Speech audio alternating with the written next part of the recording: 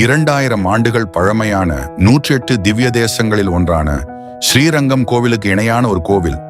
ஆனால் இங்கு தாயார் மட்டுமே சொர்க்கவாசல் கடக்கிறார். இந்த கோவில் எங்கே தெரியுமா? இதோ நம் சோழர்களின் தலைநகரம் உறையூர் திருக்கோழியூர் திவ்ய தேசம். சோழ மன்னன் நந்த சோழன் குழந்தை இல்லாத துன்பத்தில் பகவானை வேண்ட மகாலட்சுமியே ஒரு பெண் குழந்தையாக அவதரித்து தாமரை பூவில் தோன்றினார்.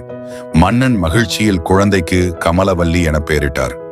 ஆண்டாளைப் போலவே அவள் அரங்கநாதனை மணக்க வேண்டும் என்று விரதம் பிடித்தாள். பகவான் மன்னன் கனவில் தோன்றி, நாம் மனம் முடிகிறோம், உன் மகளை நீ மணக்கோலத்துடன் திருவரங்கத்திற்கு அழைத்து வா என்றார்.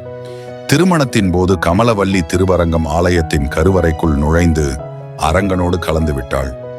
அழகுமிக்க மணமகனாக அரங்கநாதனே வந்ததால் இங்குள்ள பெருமாளுக்கு அழகிய மணவாளன் என பெயர் பெற்றார்.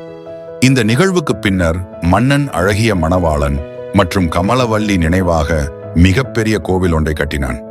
அதுவே திருக்கோழியூர் திவ்ய தேசம். பொதுவாக பெருமாள் திருத்தலங்கள் எல்லாவற்றிலும் பெருமாளே சொர்க்கவாசல் கடக்கிறார். ஆனால் உறையூரில் திருவரங்கம் ரங்கநாதர் மார்கழியில் வைகுண்டவாசல் கடந்த பின்பு தை அல்லது மாசியில் வரும் ஏகாதசி அன்று இங்கு தாயார் மட்டும் தனியாக சொர்க்கவாசல் கடக்கிறார். திருவரங்கத்தில் இருந்து பெருமாள் உறையூருக்கு வந்து பங்குனி பூரத்தின் போது கமலவல்லி தாயாரை திருமணம் செய்து கொள்கிறார். திருமண கோலத்தில் கமலவல்லி நாச்சியாருடன் எழுந்தருளி தரிசனம் அளிக்கிறார். இதனை காண கண்கோடி வேண்டும். கல்வெட்டு கதை கூறும் இந்த அழகிய வரலாற்றை பகிர்ந்து கொள்ள மறக்காதீர்கள்.